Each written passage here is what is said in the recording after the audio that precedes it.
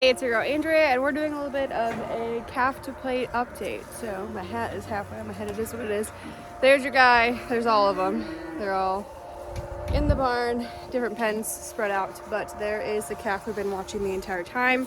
If you're new here, make sure you go back to the entire playlist. But we are a month past weaning now, somewhere in that range. I don't really know like what day it is or what's going on in my life, but essentially that's where we're at. So they actually just got fresh bedding. We had the bill processor out. It is phenomenal. We have a Highline manufacturing Top Gun, and it is like the best thing in the entire world.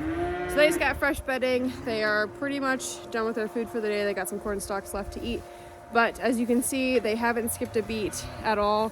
We haven't had any issues. Knock on wood, we're good to go in that department. But they weaned really well. The weather's been mild for the most part, so that's also been helpful. But they're growing like champs. Hi, buddy. Nobody cries for anybody anymore. The cows are actually right across from them now, and there's nothing. They literally cry at each other, and they cry for feed in the morning, and they talk just as normal cattle would now. But as you can see, he's growing like a champ, which we love to see. He's a little chunky monkey, but they are eating really well. So they are now getting transitioned onto our grower ration. So they were on like the starter ration, quote unquote. Step 2 is our grower ration. They'll be on that one for a while. It just increases a little bit of corn, not a lot, mainly just still forages, grass hay, corn stalks, a little bit of corn silage, all that fun stuff, perfectly balanced to meet their nutritional needs. But the goal over the next 6 months, 5 months, somewhere in there, is to grow them up and not out. So you'll see them just growing into eventually yearlings this spring, and then into 14 months olds, and then we'll transition, get them on a little bit more corn, start finishing, adding that marble, that Flava Flav, all that fun stuff, but starting to add that fat to them.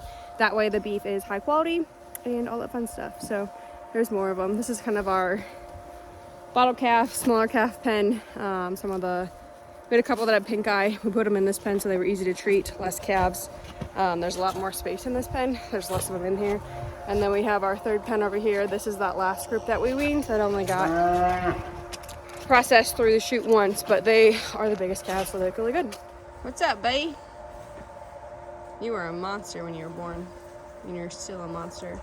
And I really wish you were a heifer so we could keep you, but nice little steer.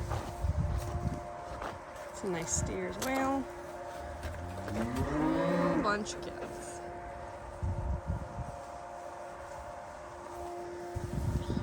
And you got the bred heifers. You guys are spoiled.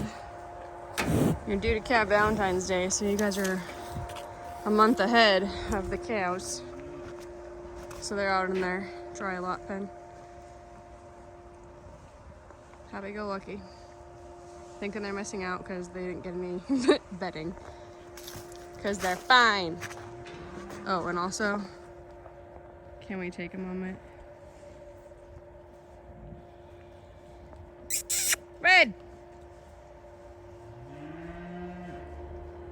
Yep, she's special. Anyways. So there we are. We're champs. Huge. But there's the cows. Follow me around.